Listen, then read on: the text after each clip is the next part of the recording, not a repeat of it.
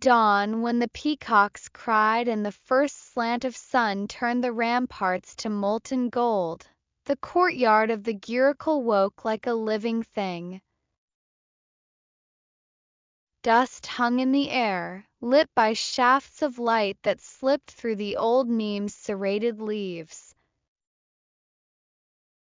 The clang of steel against steel, a mantra of discipline, kept time with the measured breath of the river beyond the eastern wall. In this place, where the king's sons learned to become more than the sum of their birth, there lived a master revered in whispers, Acharya Haridas, whose hair shone like the winter moon and whose eyes held the stillness of a deep well. Under his gaze, two princes trained side by side, Rudra and Sagar, equals in talent, mirrors in form, but different as fire is to water. Rudra, the elder by a year, radiated a restlessness that made the practice yard feel smaller than it was. His movements were quicksilver, his mind quicker still, seizing at possibilities the way a hawk seizes at a shadow. He had a laugh that could lift a barracks, and a temper that could burn it down. He won some contests because he hated losing. He lost some because he loved winning too much to see clearly. Sagar, younger and impossible to fluster, wore his strength the way a lotus wears dew, effortlessly. He moved as if listening to something beneath the world's noise, the bend of a breeze, the shift of a foot on sand, the little truth hiding in the corner of every moment. When he won, he smiled. When he lost, he bowed and learned. Breathe between the heartbeat and the arrow, Acharya Haridas would say, his voice low as distant thunder. Do not shoot at the target. Ask the wind for permission to pass through it. Then the target will arrive to greet you. On a bright morning, when coppersmiths in the village below beat their bowls into drums and the air smelled faintly of jaggery and smoke, the princes stood with 20 other boys at the edge of the archery field.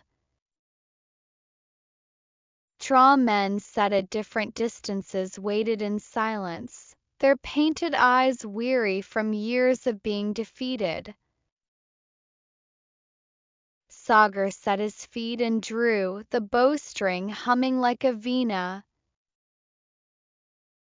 His arrow flew true, shivering the center.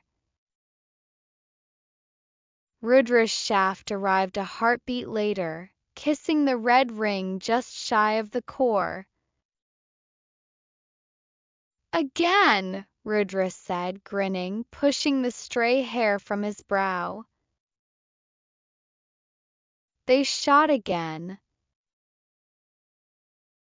Rudra's arrow buzzed, splitting a previous shaft in the red. Sagar's arrow knifed dead center with a gentle finality that made the disciples gasp.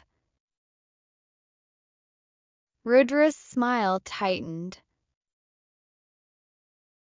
The afternoon settled into a rhythm, Rudra on fire, brilliant streaks of victory, Sagar steady as the river in winter. Sometimes Rudra won and lifted his bow as if champion of a grander world. Most often, Sagar's arrows gathered quietly at the center of the targets like bees returning to a hive. Sun in my eyes, Rudra muttered once, squinting into a sky as blue as dyed indigo.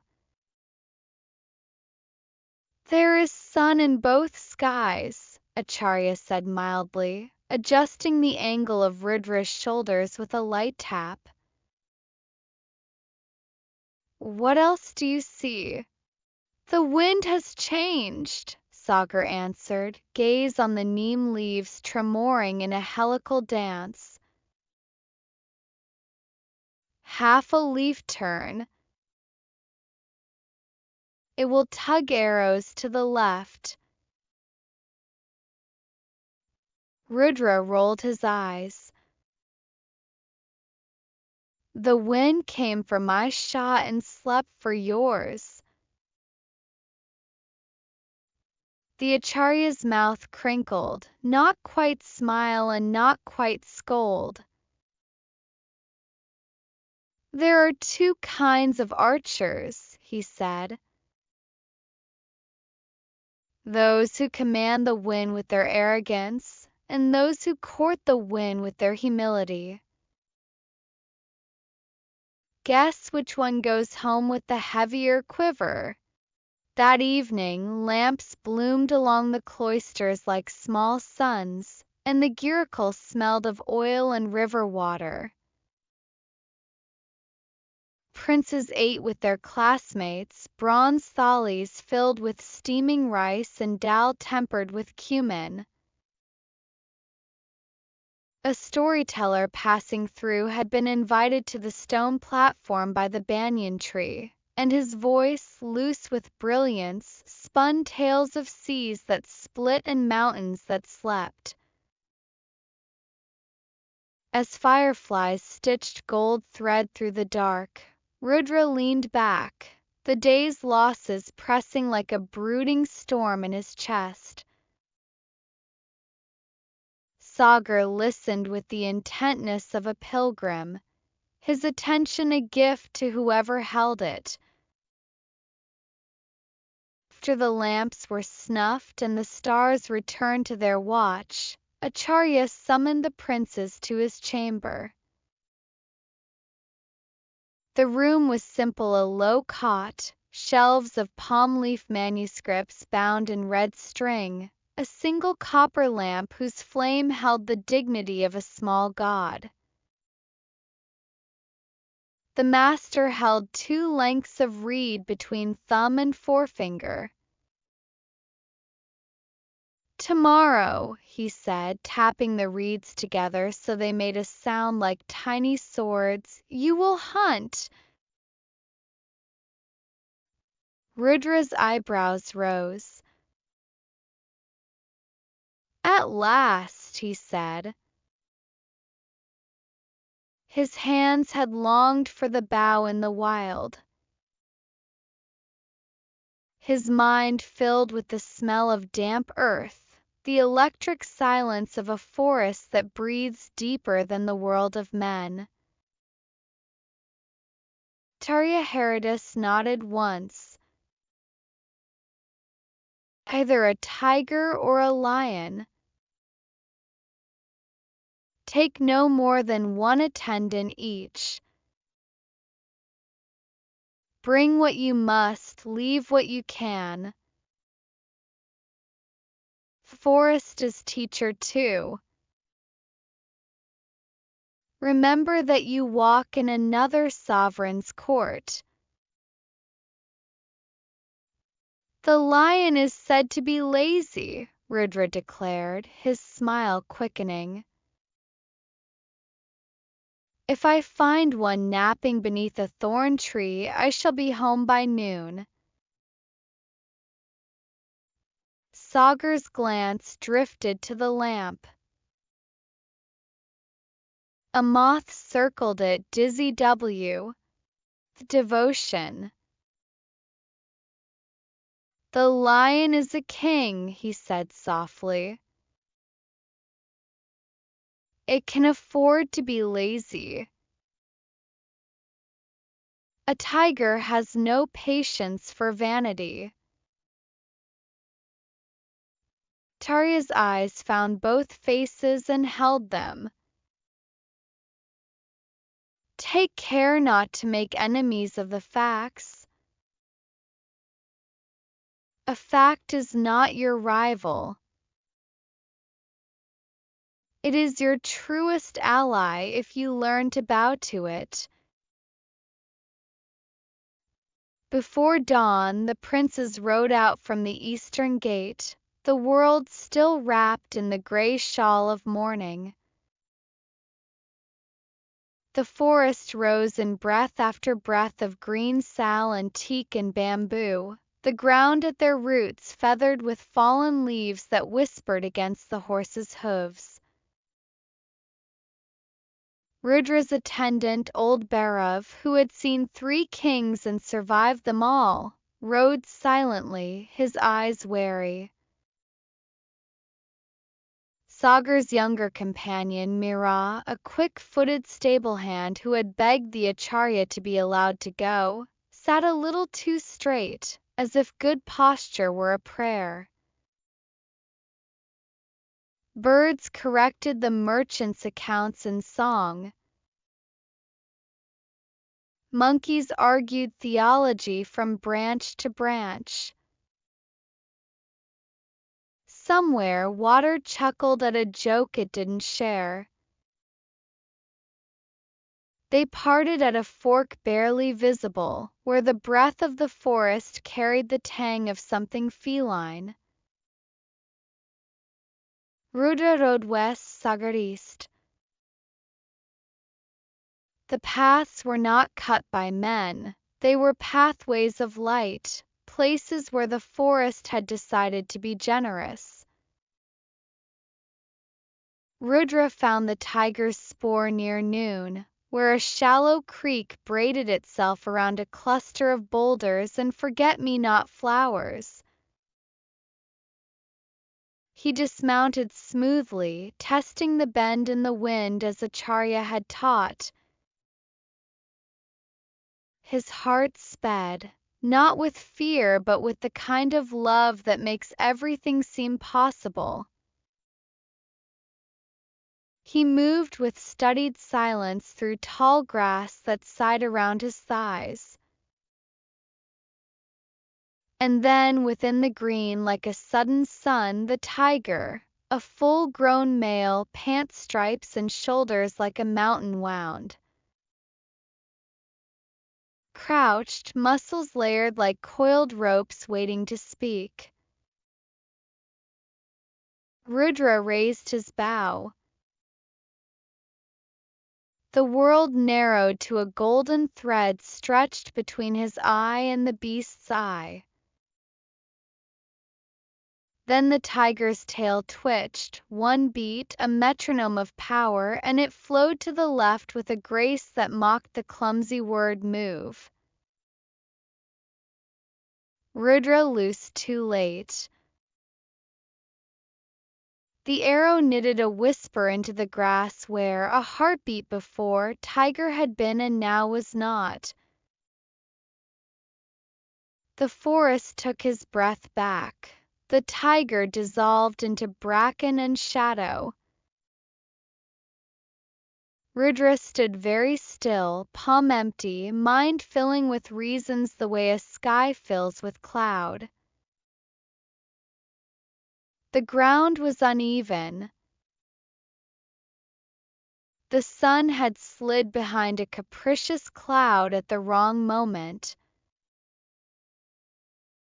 The tiger was a miracle of reflexes crafted by gods who did not care to be disrupted by princes. He could fill the world with causes that did not belong to him. He returned by sunset, jaw set, fingers stained green from the grass he had gripped too hard. "The tiger is a flash of night," he told Acharya with a rueful grin that did not reach his eyes. "You might as well try to thread a river." Sagar came after nightfall, cloak torn at one edge, bow in hand. He placed a single lion's whisker on the Acharya's palm. The whiskers shone pale in lamplight, fine as spun glass. "You did not bring the head," Acharya said, not a question. Sagar's gaze found the floor. "It was old," he said softly. "Too proud to die in a trap or on our terms." I approached and he charged. I shot to defend. Fell where the scrub gives way to rock. We spoke after. Spoke. Rudra raised a brow, incredulity only half feigned. Sagar's smile was small, almost foolish. I said, "Thank you for your patience." It looked at me as if to say, "Winds cease and begin without asking you." Then it was gone. He rubbed his forearm absently where a shallow graze bled. Mira behind him carried a sling with a torn strap, eyes bright with the day's memory and fear. Rudra exhaled sharply. "It's not right," he said. "A lion sleeps more than it breathes. A tiger is lightning dressed in fur."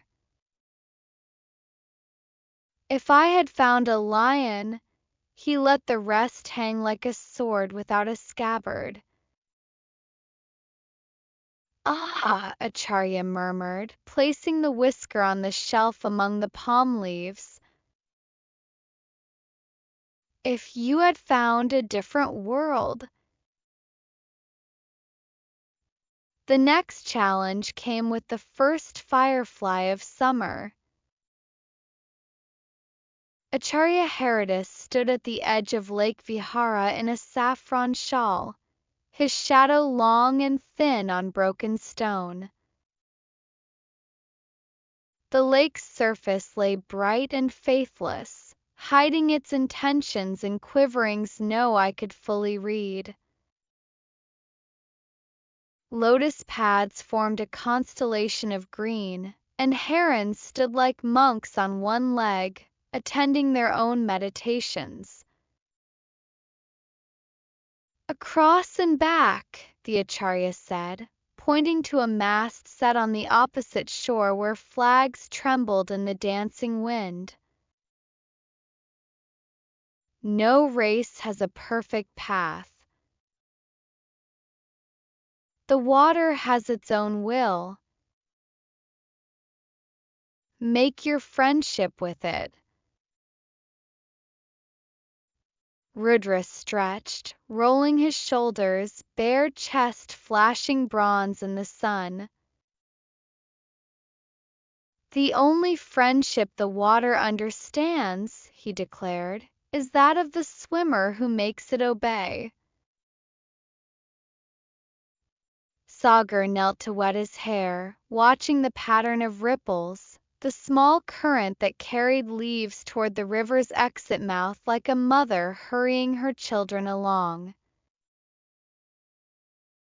"When you hold your breath," he said, not to anyone in particular, "your body wants to fight the water. If you listen, it will carry you instead." At the Acharya's hand drop, the prince's dove, Rudra knifed forward to an athlete's certainty straight to the mast. Sagar slipped diagonally as if chasing the shadow of a cloud. Halfway out, the current thickened, tugging at ankles like mischievous spirit hands. Rudra fought it, teeth gritted, each stroke a demand. Sagar rolled with it, altering his angle, trading distance for ease, time for breath. On the far shore, a clutch of children clapped, the sound like little bells thrown into the air. Sagar touched the mast and turned first. He used the return current like an ally long waited for. Rudra reached later, chest heaving, fury a red spark at the back of his throat. On the way back, the muscles in his shoulders began to sing with lactic fire. He watched, helpless and blazing, as Sagar's shape became smooth silver carving the lake, a kingfisher through sky. Sagar struck shore, rolled to his knees and bowed. The water clung to him like many small blessings. Rudra arrived moments later, breath raw. He rose and flung his hands at the lake as if it had insulted his lineage. The current favored him, he burst out. It pushed him, pulled me. Acharya Haridas waited. He did not look at the lake, but at Rudra's eyes, which were like windows in a storm. The current did what currents do, he said quietly. It helped whoever listened. It harassed whoever did not. Rudra stared at his feet. Water gathered at his toes and fell, gathered and fell. Then bid the lakes be still, he muttered, and the winds to sleep, and the beasts to pose. Or bid the prince to wake, said the Acharya, his voice gentle enough to be cruel, and the prince to sleep when sleep is wise. The world will not hold its breath for you, Rudra. You must learn to breathe for the world. That night, under an opal moon, the princes sat together on the low wall of the granary. The scent of drying grain rose warm as bread. Sagar passed Rudra a slice of jaggery swiped earlier from the kitchen, and after minimal pretense, Rudra took it. Around them, the night hummed with the work of crickets. It would be an easy life, Rudra said, envy and affection mingled, to be you.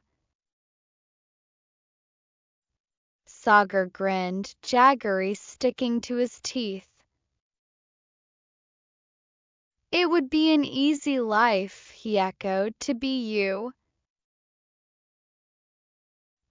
Rudra tossed the sugared crumb to a watching gecko, which took it with a delicate snap. The Acharya loves your patience. And he respects your fire, Sagar replied, sobering. It is not our tools that curse us. It is what we build with them. Rudra sighed, a sound like surrender and like gathering himself again. What if the next challenge is one where I choose the ground, he said. What if, for once, I can go first? When dawn came washing the sky with pale milk, Acharya Haridas assembled the disciples in the inner courtyard. The scent of sandalwood and copper hung in the air, and a newly painted rangoli spread its geometry on the stone. He held aloft a pair of sandals, simple, sturdy, and handsome leather dyed to a warm brown, straps cleverly cut so they could adjust to various feet, soles tough enough to laugh at thorns. Princes looked at them as if they were objects of power, which in their own way they were. "You will take 20 pairs of these," the Acharya said, "and sell them in the village of Pavanpur beyond the north ridge. You will go as merchants, not princes. You may not reveal your names or rank. You may not use the palace coffers to tempt or threaten. Speak as men to people. Return by sunset. We will talk of what you learned." Court hummed with curiosity. Rudra felt a thrill that made even his fingers sly with anticipation. Before the words had finished leaving the Acharya's mouth, he had stepped forward. "Allow me to go first," he said quickly. "If I go later, all who would buy will have bought. I might as well be asked to sell the rain after the monsoon." Acharya Haridas held Rudra's gaze for a long moment, thinking. His silence was like a deep lake you could drink from if you were patient. "Very well," he said at last. "Rudra will go first today. Tomorrow morning Sagar will go to the same village." Sagar nodded, unruffled, as if he had expected nothing and so could be disappointed by nothing. Rudra lifted the heavy sack of sandals in a single heave and thudded it onto his shoulder. "Today," he murmured.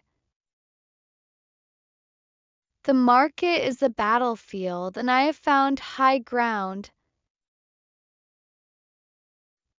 Pavanpur was a village that wore the earth as if it had been tailored for it, mud walls smoothed with cow-dung plaster, roofs of thatch that shone like tawny crowns in the light, fields that ran green as thought in good season and crack brown in bad. Children exploded like laughter from corners. Women carried water on hips as if the pots were necklaces. Men carved wooden yokes at the edges of shade, the shavings laying down little curls like freedom. Rudra entered with a step that was almost a stride and almost a march. He had tied a plain scarf over his hair, and his hands were calloused by practice enough that they looked like honest merchants' hands. He set down the bag, dust rose, and a few curious faces drifted near. "Shoes!" he cried, opening the sack with a flourish. "A miracle for your feet. Comfort for your journeys. Handsome, durable, and fair in price. Who wears them once will never again fear pebble or thorn. He laid out pears on a cloth, clever in their simplicity, handsome enough to be interesting. A circle gathered old men with eyes like folded maps, young boys hopping from foot to foot eager for reasons to hop, girls peeping and giggling. An old woman with hair like clouds nudged a pear with her toe and sniffed. "We do not use these things," she said simply. "The earth is our mother. Why put leather between us and her?" Rudra had expected this. Acharya's puzzles were never as simple as they seemed. He smiled, prepared with sweet answers. "In the temple, yes, you go barefoot as reverence. In the field, maybe. But on the stones of the road, sharp and unblessed, why surrender your souls to the mercy of strangers?" A farmer looked at his feet, stained with the day. He shrugged. "We manage." "And the price?" someone else called. Rudra named it fair, considering leather and craft and transport. But fair is another way of saying expensive to those who count every rupee like prayer beads. The crowd's faces settled into that polite blankness city people use for beggars and villagers use for passing clouds. It is not unkind, but it is unmoved. Rudra tried another way. "You have festivals," he said, laying a pear against his chest the way a bard cradles a lute. "Would it not be good to walk proudly, decked, stride sharpened, heels singing against stone?" "What would my mother say," a young man laughed, "if I walked into the temple with such noise tied to me?" And another, "Our girls are quick and sure barefoot on the buns. Your shoes will make them soft." Another, sharper, "We save money for wells and weddings, not for unnecessary luxuries." Rudra's words multiplied but did not deepen. He praised the quality, he haggled the price. He pointed at the thorn hedges as if thorns would suddenly confess their crimes and pay him a commission. He spoke with the energy of a man slicing air into shape. At the end of it, his breath was thin, his throat dry, and the sandals lay handsome and untouched, their simplicity scolded by the afternoon sun. After hours of effort, he wrung 3 promises of "come back for harvest," which is village for "go in peace and leave us as you found us." He walked away with a bag hardly lighter and a mind much heavier. Back at the Gurukul near dusk, the lamps had not yet been lit, and shadows made shapes that weep even when they do not. Acharya Haridas looked at Rudra's hands, which were empty, and then at his heart, which was full of a noise only the wise can hear. "What did you learn?" the Acharya asked. "That some fields are fallow," Rudra said, anger clutching the words tight as a fist. In Pavanpur, nobody wears footwear. They looked at my wares as if I had brought snow. How can I sell a shade where there is no sun? Acharya nodded once, like a tree that has learned to bend. Rest, he said. We will speak this evening. Night deepened into something like closeness. Sagar prepared for his journey with the same attention he gave to tying his dhoti one knot, then a second for luck. He placed a needle and thread, a small awl and a curl of soft leather in his bag alongside the sandals. He tucked a packet of neem leaves against insect villains and a few small sweets for children who had no patience for talk but could be bribed into trying new things. He went to the old cobbler in the bazaar and watched his hands for a while, said nothing, then said, "May I borrow your measuring string?"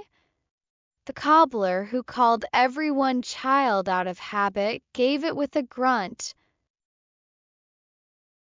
Before dawn had fully committed to the day, Sagar and Mira set out.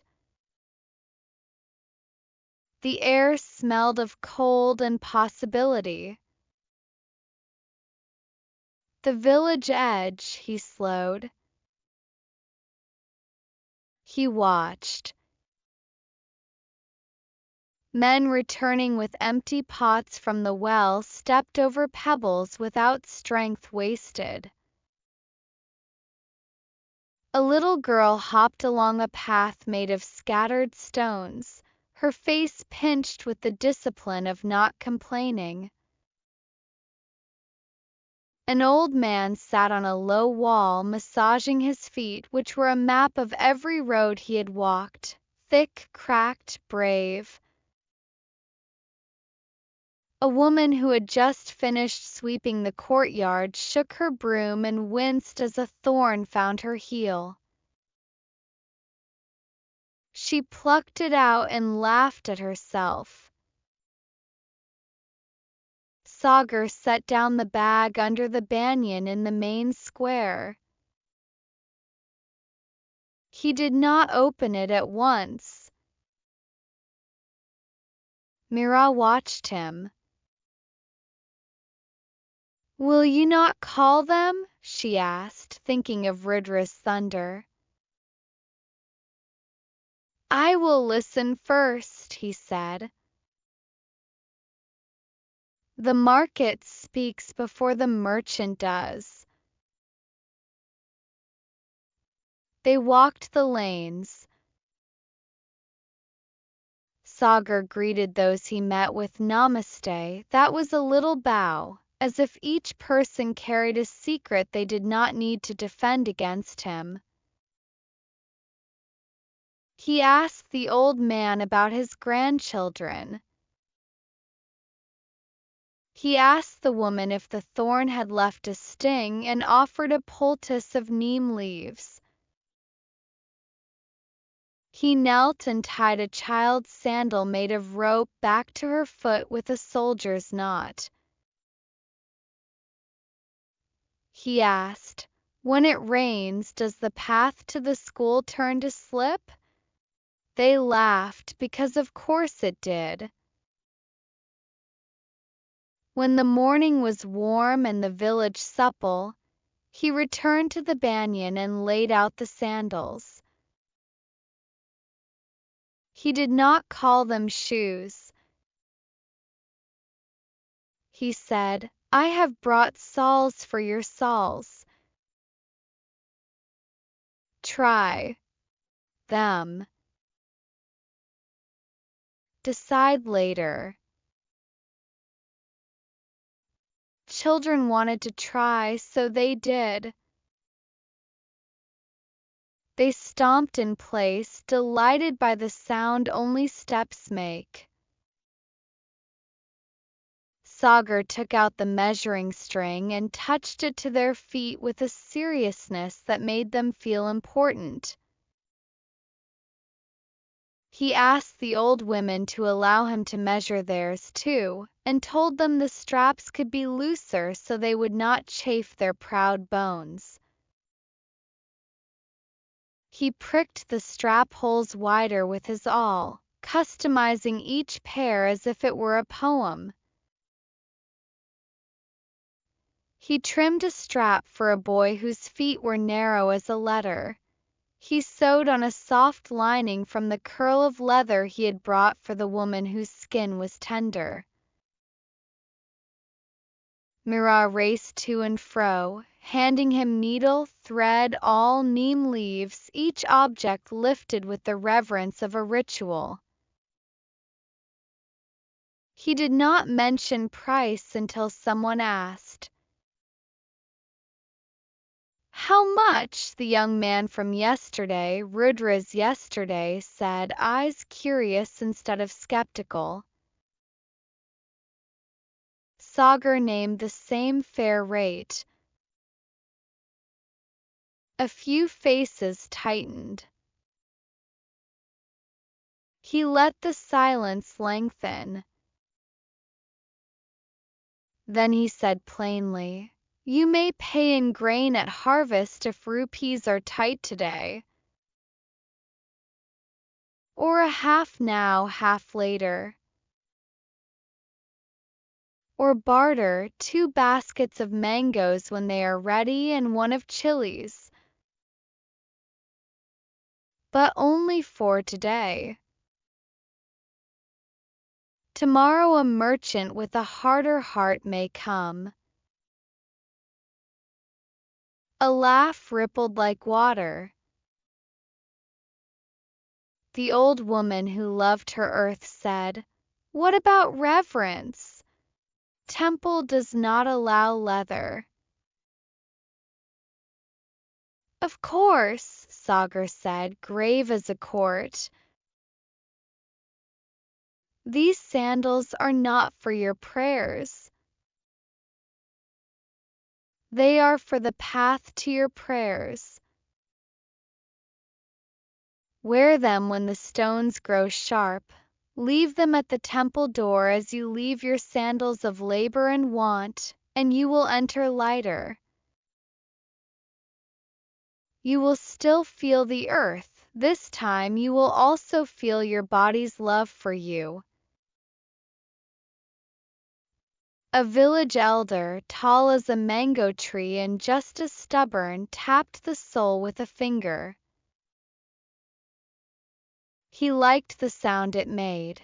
It confirmed his suspicion that the world could be improved without losing its shape.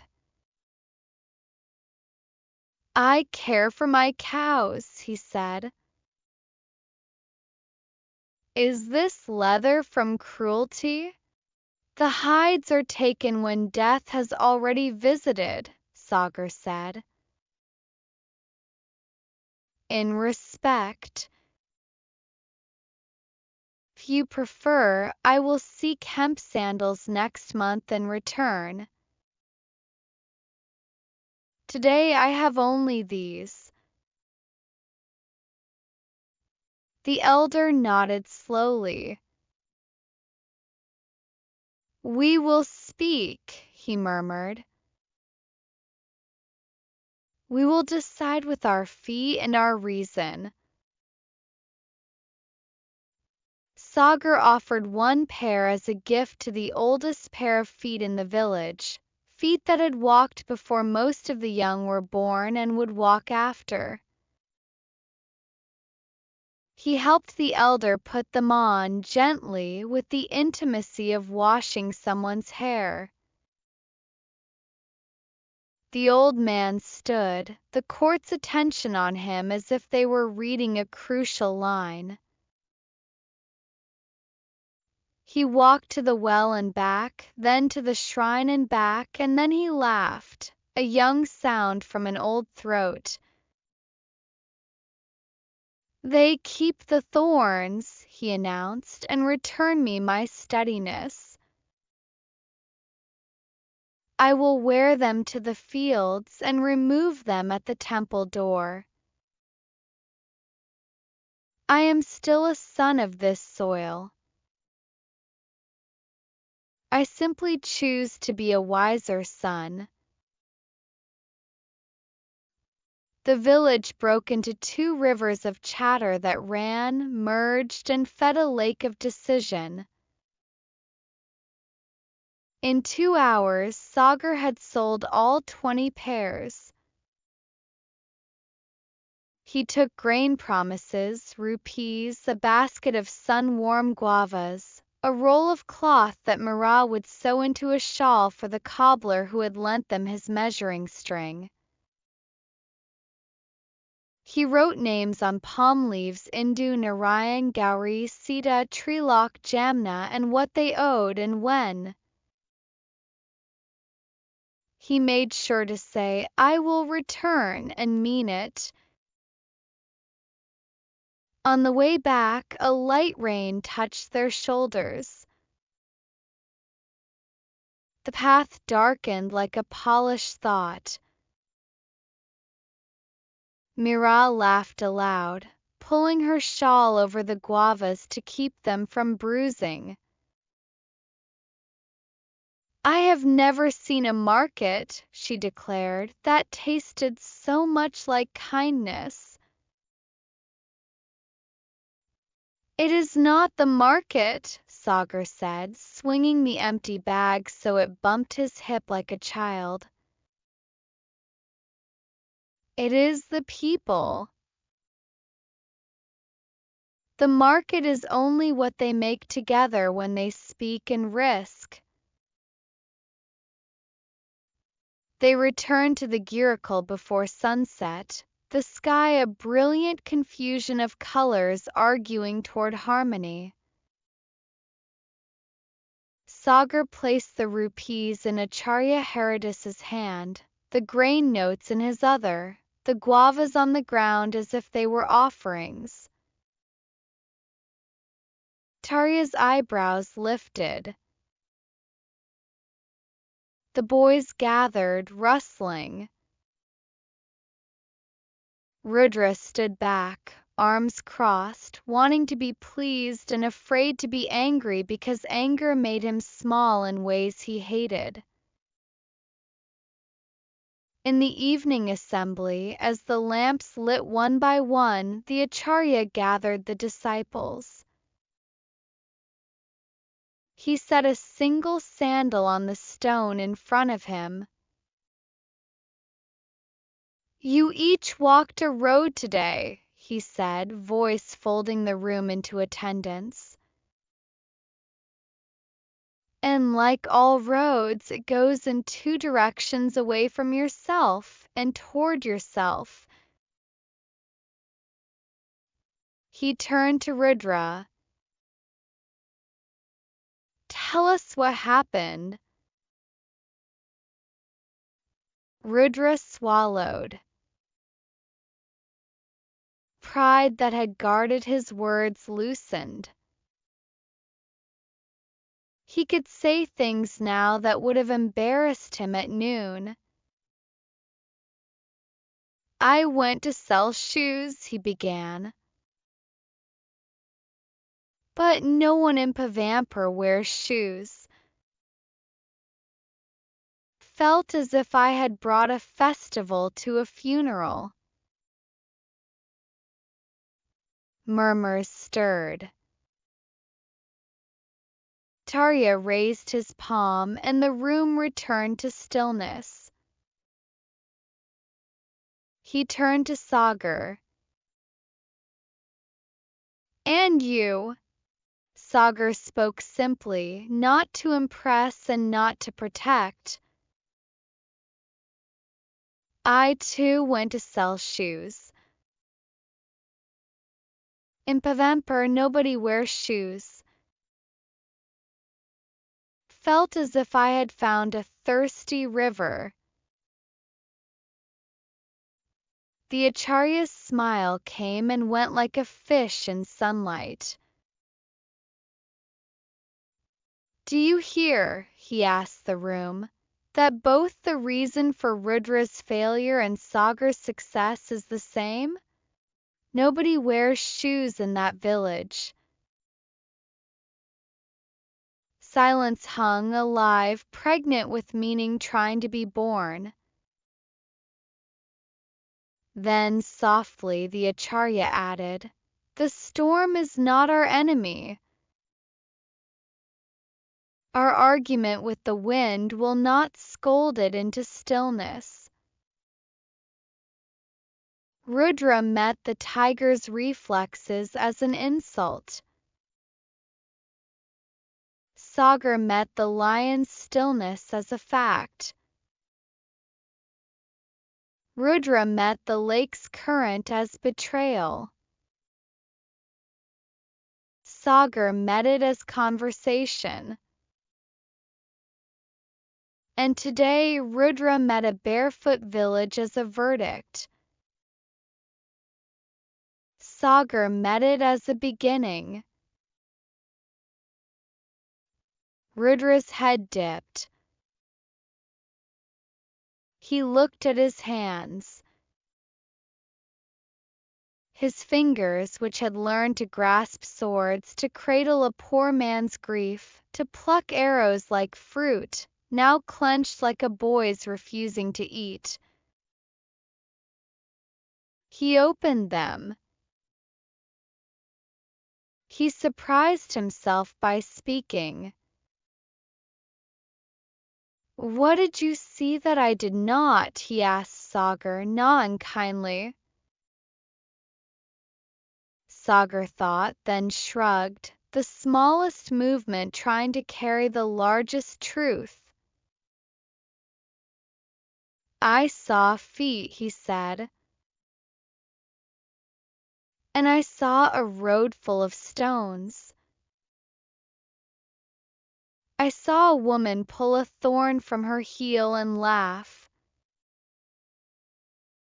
I thought how we make jokes to forgive the world for hurting us when we could also make tools to make it hurt less. The rest was just talk and adjustments and waiting for them to speak their own reasons out loud." Rudra's laugh came out crooked. "Waiting," he said, as if pronouncing the name of a foreign goddess he admired but did not yet believe in. "I do not know that prayer well." Acharya Haridas's eyes warmed. "Patience is not standing still," he said. "It is listening so well that you know exactly when to move." In the days that followed, the Gurukul felt altered in a way that could not be measured in inches or counted in coins. Rudra rose earlier, a half hour before the first bird, and stood in the yard with his eyes closed, feeling the wind with his skin. When he shot, he allowed himself a breath between thought and action. He began to find that breath a place he could live. The lake, he swam in odd patterns, diagonals and crescents, learning the currents like dialects. He brought a notebook to the marketplace and wrote down the questions people asked before he tried to answer them. Once he saw a boy drop a pot and curse it for breaking. Rudra picked up the shards and said, almost to himself, "The pot did not leap from your hands. The floor is not your enemy. The enemy is the piece of yourself that loves to blame." Sagar continued to be Sagar, which is to say, a river that made more water by moving. He returned to Pavanpur with 20 more pairs after the harvest, and he brought hemp sandals in deference to the elder who disliked leather. He found 4 young men and an old cobbler willing to learn, and by winter an artisan's stall had appeared in the village square. Made sandals, yes, but also hoped that wore shoes and walked to market in towns it had never dared to visit. That first night, after the lesson was spoken and received, the Acharya called the princes back to his chamber. The lamp licked the air. The moths were back, banging their heads against light that would never love them and would always welcome them.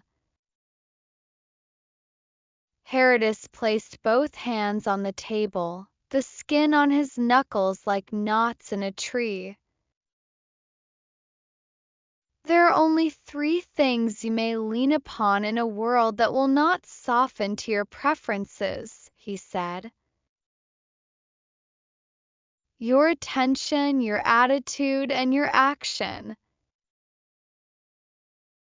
The rest is weather. Rudra nodded slowly. He raised his eyes to the master's face, then to Sagar's.